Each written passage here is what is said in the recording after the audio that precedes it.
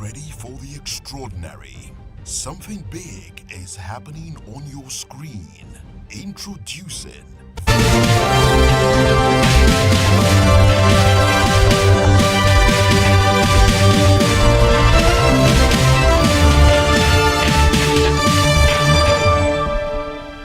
Well, hello and welcome to News Hour on Voice of the People TV. I am Vivian Oguche. Before we begin the news, kindly visit our website www.vop.ng for fresh and trending news. Here are the headlines. N10M replaces Ganduje as APC chairman. PDP National Convention set for November. And court orders police to pay #EndSARS protesters 10 million naira. Also, LPPC shortlists 57 candidates for SAN rank, and Senate adjourns plenary to September 23. Army debunks a viral video on arms dealer arrest in Zamfara. On the foreign scene, UN appeals for access as 6,000 aid trucks await Gaza entry. Well, in business news, Google announces a $37 million AI investment in Africa. In sports news, Opera Nozier backs Super Falcons to clinch record 10th title. In the world of entertainment, Ira Star and Tyler join Global Citizen Fest in New York. And now the news in detail. The Minister of Humanitarian Affairs and Poverty Reduction, N10M Yilwata, has been elected as the new national chairman of the All Progressives Congress. His emergence really was officially announced during the National Executive Council meeting of the APC held at the State House in Abuja. Yilwata was adopted through a consensus decision by the NEC and succeeds Abdullahi Ganduje, who formally stepped down as chairman on June 27.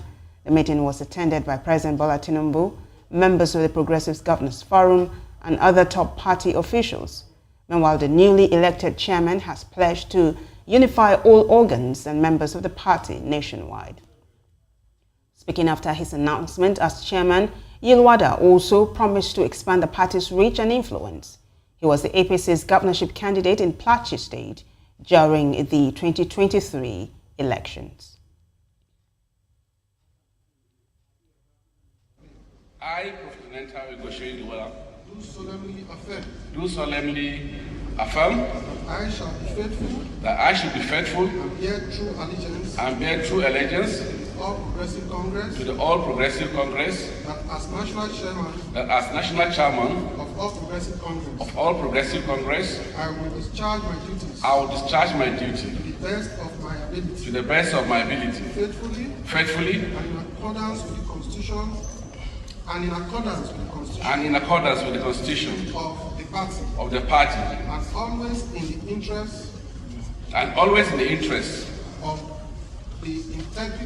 of the integrity, solidarity, well-being, and prosperity of the party as contained in its constitution and manifesto, that I will not allow my personal interest. Earlier, while speaking at the APC NEC meeting, President Tinubu, in a veiled dig at the People's Democratic Party, PDP, and the coalition-backed African Democratic Congress, ADC, President Bola Tinubu urged more opposition politicians to embrace the ruling party.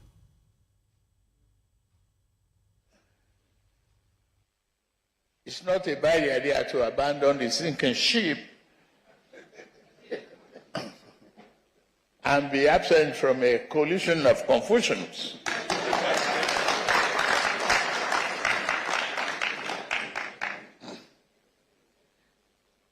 Our firm commitment, as we marked 2 years in office, it has been very rewarding. I could see the leadership of the National Assembly, people like Alero of Kebbi and others, embracing the great progressive ideology.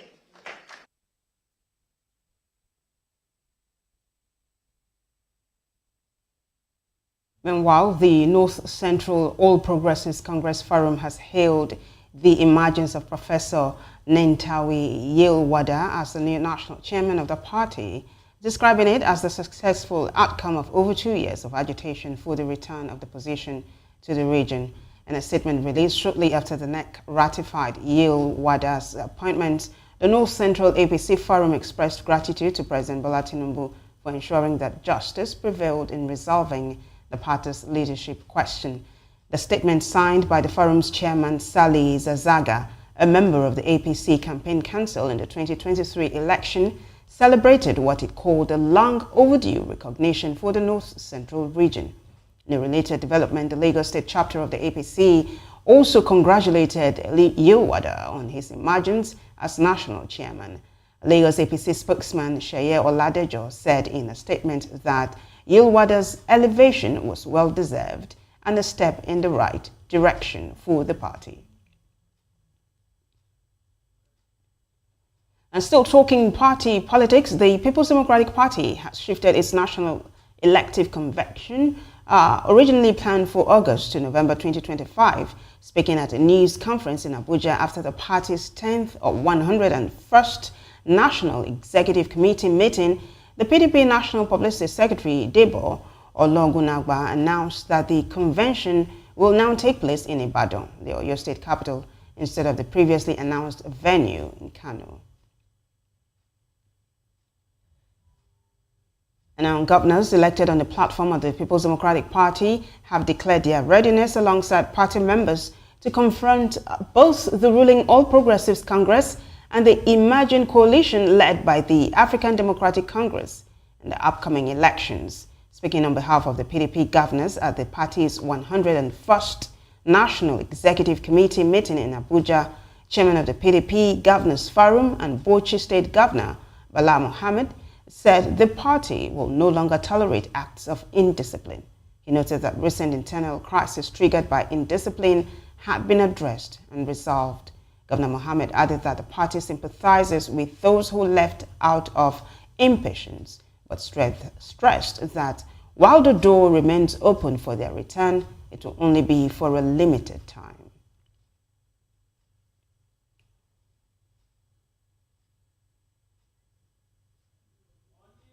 Well, away from party politics, the Federal High Court in Lagos has awarded 10 million naira in damages against the Nigeria Police Force for violating the rights of #EndSARS protesters during a memorial rally in 2024. Officers of the Lagos State Police Command had arrested at least 20 demonstrators at the Lekki toll gate and detained them in a police van for several hours before eventually releasing them without charge. In his ruling, Justice Musa Kakaki held that the police breached the fundamental rights of the protesters who had gathered on October 20, 2024 to mark the 4th anniversary of the #EndSARS demonstrations. The suit, filed as a fundamental rights enforcement action, was brought by 22 individuals and 3 civic organizations: the Education Rights Campaign, Take It Back Movement, and the Committee for the Defense of Human Rights. Respondents in the suit included the Inspector General of Police, the Nigeria Police Force, the Lagos State Commissioner of Police, the Chairman of the Lagos State Task Force, the Governor of Lagos State, and the state's Attorney General. Now, the Legal Practitioners Privileges Committee has shortlisted 57 candidates for consideration for the prestigious rank of Senior Advocate of Nigeria, SAN, according to a statement released in Abuja by the Chief Registrar of the Supreme Court and Secretary of the LPPC, Kabir Akombi. The list includes 56 legal practitioners and 1 academic. The rank of SAN is awarded as a mark of professional excellence to legal practitioners who have demonstrated outstanding distinction, either as courtroom advocates or as academics who have made significant contributions to legal scholarship. Now, the Senate has adjourned plenary sessions until Tuesday, September 23, 2025. The resolution followed the adoption of a motion moved by the Senate leader, Senator Opeyemi Bamidele. In his remarks after the motion was carried, Senate President Godswill Akpabio said Lawmakers are expected to use the recess to carry out oversight functions. He added that each committee will be required to submit a report on its oversight activities when the Senate reconvenes. Well, electoral matters now. The Independent National Electoral Commission has set aside August 16 for the senatorial by-elections in the senatorial district. The by-elections became necessary to cover the vacuum created by the demise of Senator Ifeanyi Ubah, who was representing Anambra South. Our correspondent Undu Okbaleze has an update on the race for a vacant seat at the Red Chamber. It's open to all the political parties, but some appear to be more visible than others. After party selection processes, Chief Iman Wachukwu is flying the flag of the All Progressives Grand Alliance APGA, while Chief Chuma Nzeribe emerged as senatorial candidate of the Labour Party and Chief Chris Oba, candidate of the People's Democratic Party (PDP). YPP is fielding Ofobike Okolie-Eboh, and the All Progressives Congress (APC) has Sir Azuka Okosa as her flag bearer. Political watchers say the outcome of August 16 senatorial polls might affect the November 8 governorship elections in the state. No wonder the parties and their candidates have been crisscrossing the length and breadth of the 7 local government areas of the Anambra South, canvassing for votes. For Sir Azuka Okosa, it is the slot of his party APC that is up for grabs, hence the need to throw the hat into the ring. Senator Oba, who died midway into his tenure, is of the APC. Hence, the fight Sir Azuka Okosa is carrying on as the candidate of APC to retain the seat. He told a mammoth gathering of APC supporter group known as Ikemba Front of his determination to fit into the shoes of the late Senator Ifeanyi Ubah. The late Senator Patrick Ifeanyi Ubah, a man of legendary proportion, a man among all men, a man who has never taken no for an answer, a man who believes in any battle he must be victorious, and he has always succeeded in every battle.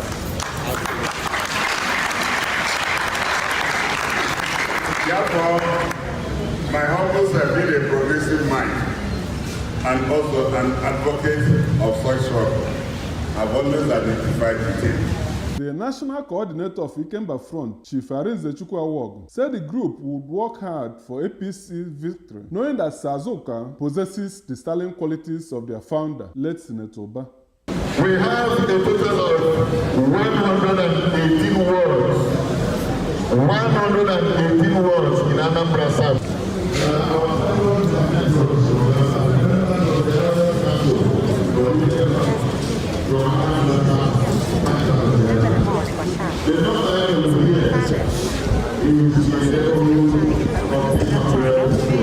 Meanwhile, the battle appears to be a tough one, as the ruling party in the state, APGA, is also in the race, just as the strengths of the old political forces like Chief Chuma Nzeribe and Chief Chris Oba could not be underrated. Ndo Okbaleze, Voice of the People Television.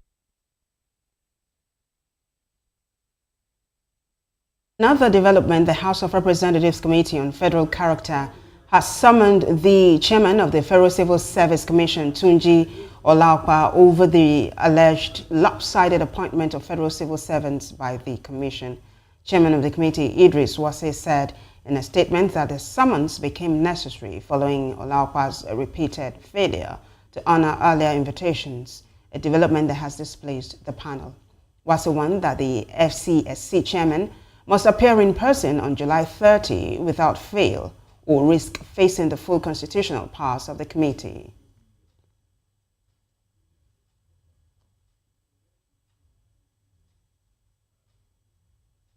Well, joining us virtually to make more sense of these stories from the U.S. is Jude Idimogu. He's a former member, Lagos State House of Assembly, representing Oshodi Isola Constituency 2, Lagos State.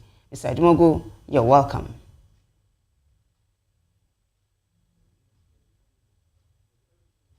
Can you please unmute your mic so we can hear you?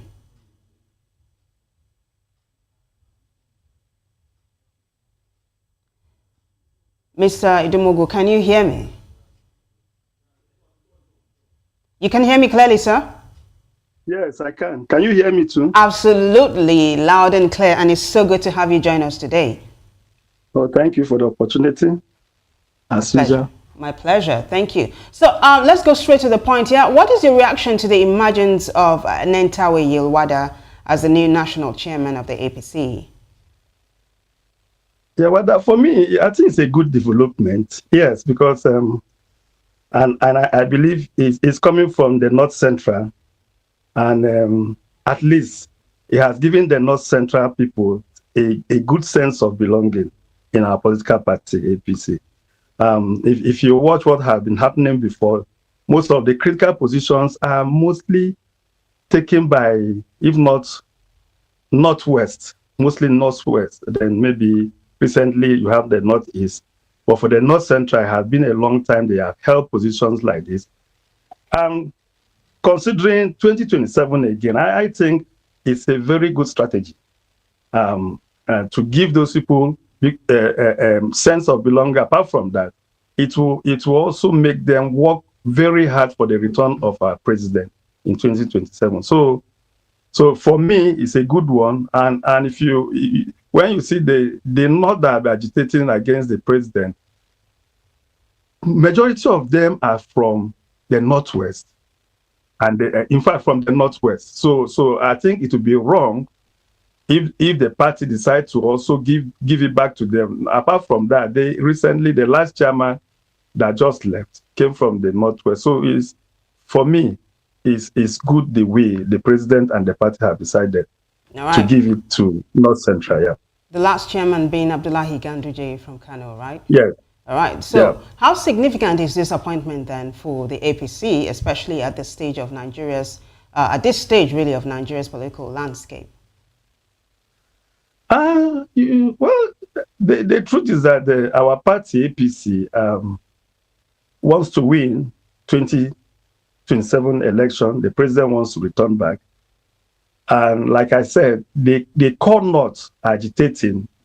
Most of them agitating against the president. So I think the president, with his wisdom, should look at not the core north, the North Central, and the minority from the north, and then maybe concentrate more from people from the south, because the truth is that this is a south turn, and for me, it is good to give him the opportunity to complete his second term, at least make it 8 years, and so for me is that the appointment or the election of the new chairman suit this purpose. And I know the new chairman will work very hard, not only to unite the members of the party, also to ensure that all those new entrants to the party, mostly from other political opposition parties that are joining the party, give them sense of belonging and let them have a focus to ensure that the party retain power 2027. Okay. So what does Professor Yilwada's leadership bring to the table, particularly considering his background and a regional base? Don't forget that his father really is a reverend. What does this bring to the table? I think for me, it will bring unity, because if even the position he was holding before he left as humanitarian position, if you watch him from his background, it's somebody who came from a humble background and who also believed in giving, let's say, the downtrodden opportunities, not just people on higher place, but give everybody a sense of belonging. I believe, and with his exposure, from the little I know about it, I also worked in an international body before. Then, apart from that, he's well educated, well read, and a good politician. He was also he contested, I think 2023, contested as a governor in Plateau State, even though he did not make it. So for me, I think he will bring his wealth of experience and his ability, because somebody who is in a humanitarian ministry knows that for him to succeed, he must have a very active and good public relation and human relationship with others, and that's the only way we can move forward. For me, I think it's a good appointment. All right. So How would you say his emergence was received within the party? I should say your party, really. Well, of course, it's our baby, because when he succeeds, we have succeeded. So yes, maybe 100%, all of us might not be happy, but the issue is that I believe over 80% are happy with the appointment. Like I said, at least the party have moved this thing to the north, not just the north, not the core north, but at least to the minority in the north, not central, giving them sense of belonging. And when you look at North Central, they are also, in terms of population and voting strength, they have been doing well. So with this opportunity given to them, they will come all out to support the party and ensure that 2027 there'll be victory for our party. So it's a good one. I'll keep on saying it's a good one. All right. So what then are the most pressing challenges facing Yilwada as he takes over the reins of the APC? Well, naturally, because you are going to deal with human beings, and right now there are a lot of agitation, even internally and externally in the party. And apart from that, there are some opposition forces, ADC, PDP, and some other parties that are also trying to wrestle power from our party. So definitely, for me, he will first of all look at to ensure that internally we are together. Internally we are together, and then he has to also look at those new members, like I earlier said, that are joining the party from different parties.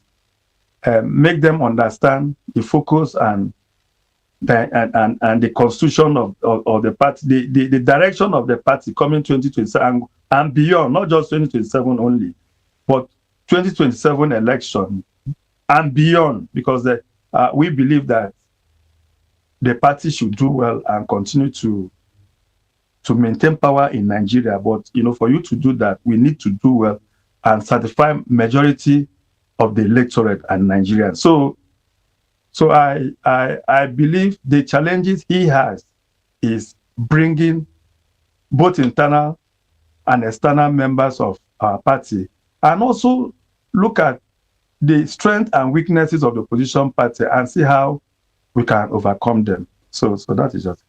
All right. You talked about forces trying to wrestle power from your party. Earlier in his speech, the president had called the coalition a coalition of confusion, right? So this is my next question. With the 2027 elections on the horizon, what key steps must he take? I'm talking about your new APC, the new APC chairman now, to reposition the party and consolidate power. Internal democracy is very important. And by now, he has been in the system, so he's not far away from the system. He must have also seen the challenges the last national chairman had before he resigned. So I believe he must have also learned one or two things from that. And working together with us, also the national executive members, not just him alone.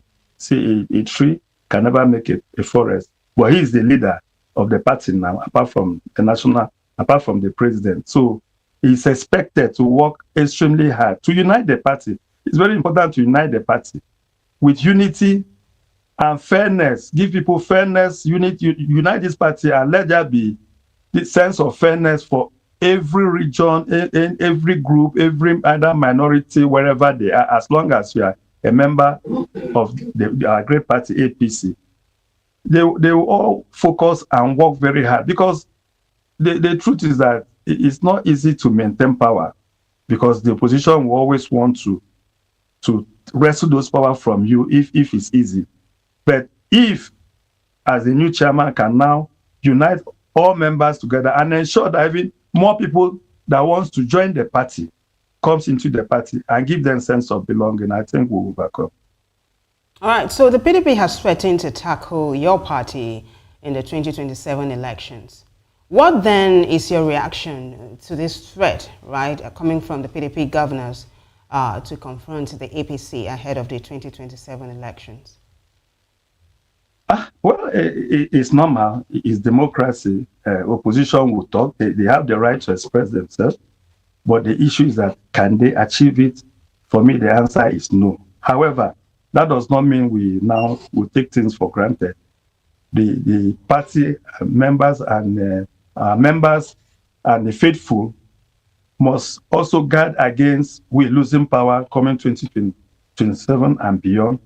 I think we have all it takes. The president is doing well. Yes, I'm not saying, though there are still a lot of challenges. It's not easy. It's barely 2 years since he took over power.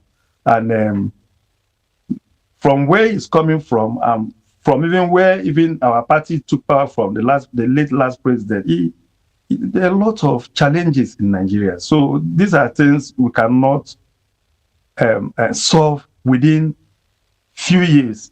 But with determination and prayers and participation of members of our party, I believe we'll always overcome. The only thing there is that I believe that Nigerians should, yes, it's good to be in a hurry, but sometimes you can't achieve it like that. They should just give the president the support and the party the support. However, where they know that there are issues, yeah, we can raise it, criticize the president and the leadership of the party, as the case may be, but also not just to criticize, to also provide a better solution to the problems facing Nigeria. Because remember that whether it's APC or any other party, we are talking about the Nigeria as a country. So the more we can make it work for all of us, the better. All right. So once upon a time, the PDP was poised to be the main opposition party in the country. But with the emergence of new coalitions and parties, including the African Democratic Congress, do you think that PDP stands a chance in the 2027 general elections? Any chance at all? It's very difficult. If they could not achieve that when we have in 2023, and there are still more, in fact, even some of their key members have also left the party. Some have joined our great party. Even the present Minister of Federal Capital Territory is also one of their key members in 2023 election, who has also left, though he have not officially left, but he was for our party. He was for the president. And I must say, it will be very difficult, even any other opposition party for now, to wrestle power from our president or from our party. It will be difficult. I'm telling you, it's not easy. Why I say so is that the president is doing well. I'll say he's doing well. He's trying his best, even though I know, like I keep on saying, that a tree cannot make a forest. But with support of Nigerians, support of all his other leaders have appointed, like the new national chairman now, with his experience that he bring on board, I believe PDP cannot. For me, they can't make it. For me, they can't make it. You remember, you have Labour Party is also there. ADC is also there. In fact, they have been dividing their house. And between 1 year time, when the election for 2027 will even come up, I believe that PDP will even get to they will still lose more ground from what they are having now. All right. So that your party doesn't get too comfortable with what looks like an internal crisis in the PDP, in one sentence, what message would you send to APC leaders about the PDP's readiness for 2027? Well, what I would say, with the new change we have now in the national chairman, I'll just pray and ask God to give him wisdom. But he should, first of all, they say charity begins at home. Let him look internally and ensure that there is peace, unity, and fairness within members of our party. Because if the party is united together, I don't see any opposition that can withstand or challenge it and succeed. So for me, let our party, let's look inward Let there be internal democracy. Let it grow within our party, and we'll take it off from there. All right. That's a safe place for us to land. Thank you so much for joining us on News Hour today. I'm grateful. Thank you for the opportunity given me. God bless you. Amen. Thank you. I have been speaking with Jude Idimogu, a former member Lagos State House of Assembly. Well, you're still watching News Hour on VOP TV. More stories after this short break. Stay with us.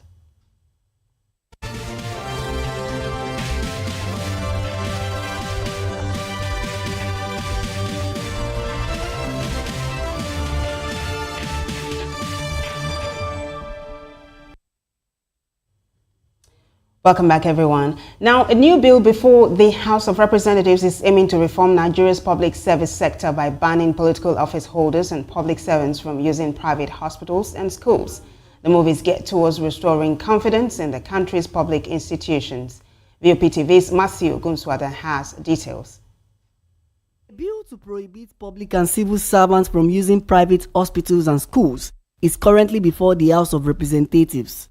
The proposed legislation, sponsored by the member representing Isi-Kwato Federal Constituency of Abia State, Amobi Oga, aims to compel government officials and their families to patronize public health care and education facilities. Titled A Bill for an Act to Prohibit Public and Civil Servants from Patronizing Private Schools and Healthcare Services, the bill seeks to strengthen confidence in Nigeria's public institutions. It also targets the elimination of conflict of interest and promotes accountability by ensuring that those who manage public systems experience them firsthand. As Voice of the People Television, we are on the street to gauge public opinion on this proposed legislation. The government needs to go beyond just that legislation. Our public hospitals should be well equipped. Our doctors should be well paid so that we don't have this jackpot syndrome where they are just traveling abroad and they are understaffed to start with. So, for example, any public hospital you go to, necessarily the wait time is a whole lot. So that's why a lot of citizens pay for that private service, because it's their life and they have the right to do so. So while it is not a totally bad idea, I would also put it to the government as well to also not go abroad so that legislation should be broader. As they're saying, civil servants should use public institutions. So our government as well, if they are going to for their health, they should stop health tourism. So if they are sick, they should make use of hospitals here in Nigeria. If they are going to any states, they should make use of public hotels or public institutions or public facilities. So it should be a broader it should be a broader one, not just saying civil servant, because it's easy to make a law and you're above the law and you're just like, okay, we can handle this civil servant, let them do that. So if that law is to stand, first of all, government needs to show the intention, and not just the intention, they have to put into action by investing in our public health facilities. We are not new to these things. It's just like the constitutional review they do every assembly. They are just wasting taxpayers' money, because this bill, you and I know that it will not be passed, because it's just like you can't tell those people they are the one making the law, so they will most likely not implement a law that will hurt them, because they are not willing to fix our hospitals. If the hospitals are good, nobody will even tell them that you need to go there. They will go there willingly, but they know that they've bastardized the system, so they will not allow the system to be fixed. You don't fix a system where you know you are benefiting. Igbo people used to say that when the country or the community is not good, it is to the benefit of Ndinze. So those people that are in the National Assembly, they are Ndinze. They are benefiting from the rotten system, so they will not fix it. So that law is just another rigmarole or razzmatazz. Whether the bill becomes law or not, it's clear that equity and accountability is gaining momentum in Nigeria's public space. We will continue to monitor these developments closely, providing you with further updates. Matthew Ogunswada, reporting for Voice of the People TV. Well, Matthew, thank you.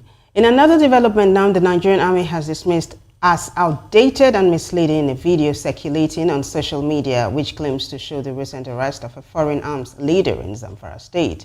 Acting Director of Army Public Relations, Lieutenant Colonel Apollonia Anele, clarified that the video does not depict a recent development involving his troops, but instead refers to an incident from 2021. According to Colonel Anele, the individual shown in the footage is 30-year-old Nigerian national Shehu Kachala, who was arrested by the Zamfara State Police Command on the 14th of May, 2021. Well, moving on now, the Labour Party presidential candidate in the 2023 general elections, Peter Obi, has donated 50 million naira to his alma mater, Christ the King College, Onitsha, for infrastructure development. Obi, a former governor of Anambra State, made the donation during a visit to the school, saying it was aimed at supporting educational development and improving learning conditions. The opposition leader added that the gesture was also a way of showing gratitude to the institution that shaped his formative years, as well as those of other old boys who contributed to the donation.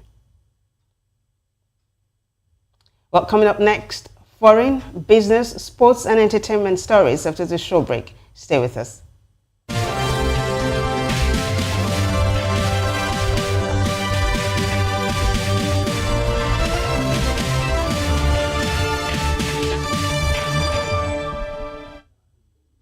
Oh, welcome back, and it's time now for some foreign news, really.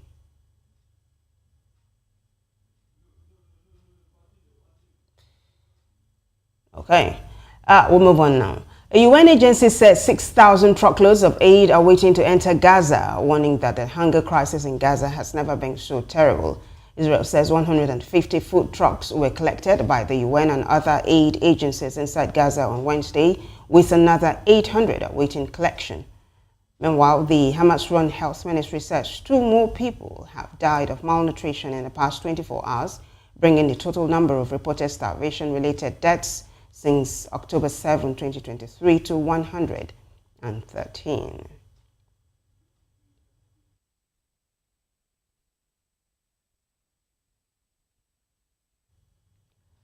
Well, still on the foreign news, Ukrainian President Vladimir Zelensky says he has approved the text of a draft law aimed at guaranteeing the independence of 2 key anti-corruption agencies in the country. The announcement comes just days after nationwide protests erupted over recent changes seen as undermining the autonomy of the institutions. In a statement, President Zelensky appeared to backtrack on the earlier law, saying the new bill is designed to protect the National Anti-Corruption Bureau and the Specialized Anti-Corruption Prosecutor's Office from political and Russian influence. The law passed earlier this week had placed both agencies under the authority of the Prosecutor General, an official appointed by the President, raising concerns about political interference. Well, in another development, the former head of the Central African Republic's Football Federation, Patrice Edward, has been found guilty of 28 counts of war crimes and crimes against humanity by the International Criminal Court. Ngasona was accused alongside Alfred Yekatom, also known as Rambo, of coordinating attacks against the country's Muslim population between 2013 and 2014. The verdict follows a trial that lasted nearly 4 years, during which the court heard from over 170 witnesses and reviewed close to 20,000 pieces of evidence. He was sentenced to 12 years in prison, while Yekatom received a 15-year sentence. Well, in business news, tech giant Google has announced a sweeping $37 million investment plan to accelerate the development and responsible use of artificial intelligence across Africa. The funding, which includes previously announced or unannounced commitments, will support AI research, infrastructure, talent development, and real-world applications aimed at tackling some of the continent's biggest challenges. A key highlight is the launch of the AI Collaborative for Food Security, a $25 million initiative from Google.org. The program will unite researchers and non-profit partners to develop AI tools for early hunger detection, crop resilience, and advisory support for smallholder farmers. Well, it's time now for some sports news.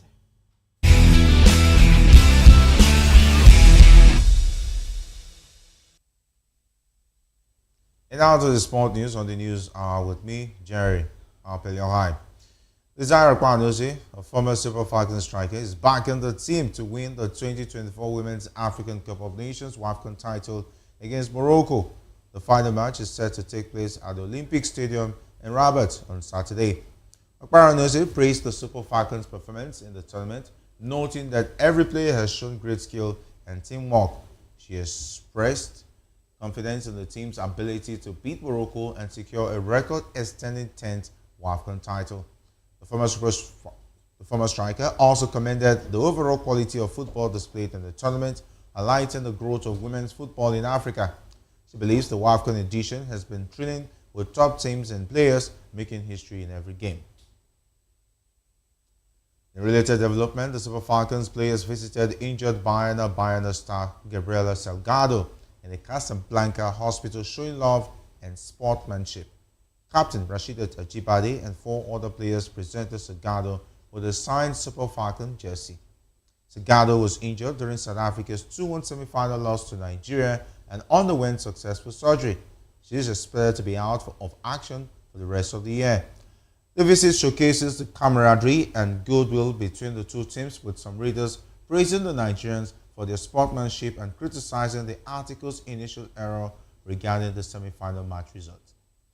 And finally, Nigerians Flying Eagles lost 1-0 to Cote d'Ivoire in the final of the WAFU Under-20 tournament due to a late goal scored after goalkeeper Ebenezer Harcourt dropped the ball. Earlier, host Ghana defeated the Niger Republic 2-0 in the third-place playoff. The Flying Eagles are preparing for the FIFA Under-20 World Cup in Chile, where they are grouped with Colombia, Saudi Arabia, and Norway. Their campaign starts on September 29 against Norway. The team is led by coach Ali Zuberu, who will aim to improve on their quarterfinal finish in the last World Cup. And that's it on the Sport News on the News Hour with me, Jerry Alpeliohan. Over now to more on the News Hour.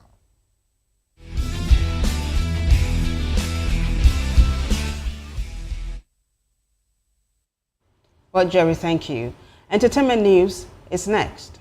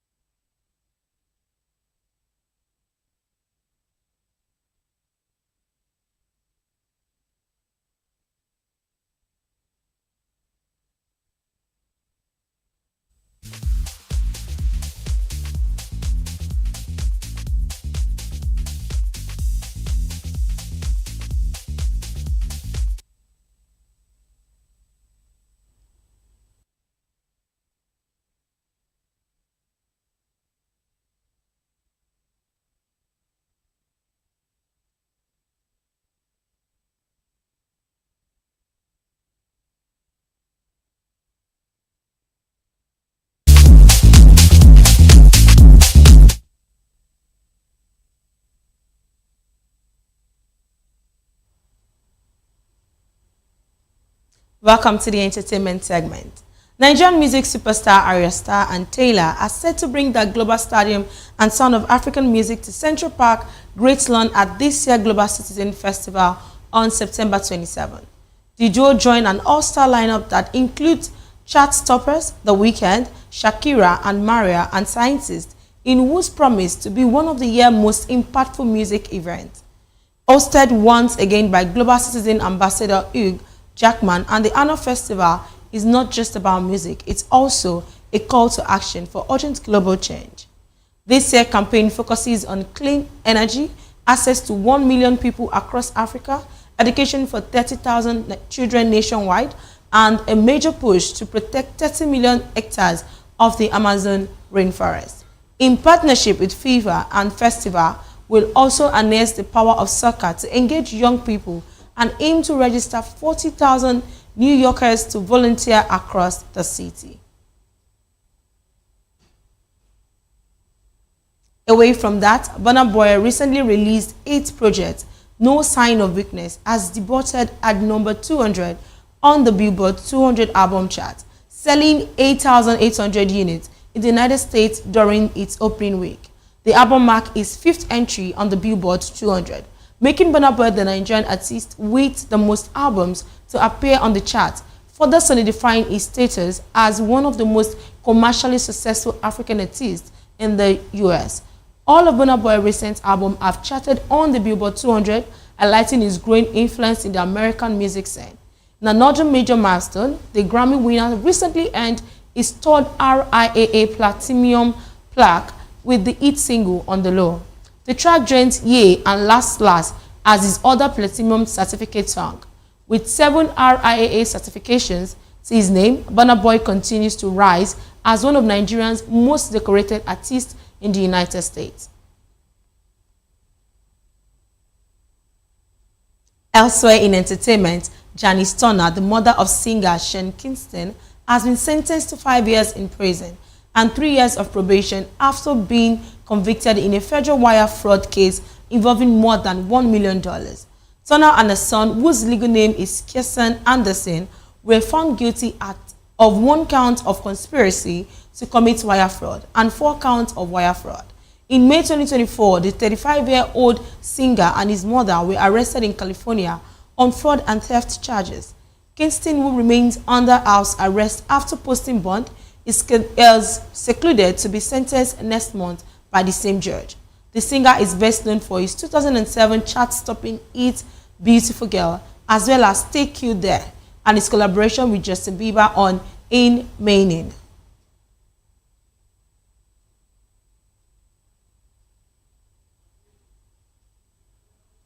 And that's it on the entertainment segment. I'm Oyindamola Olukutan. Thanks for watching.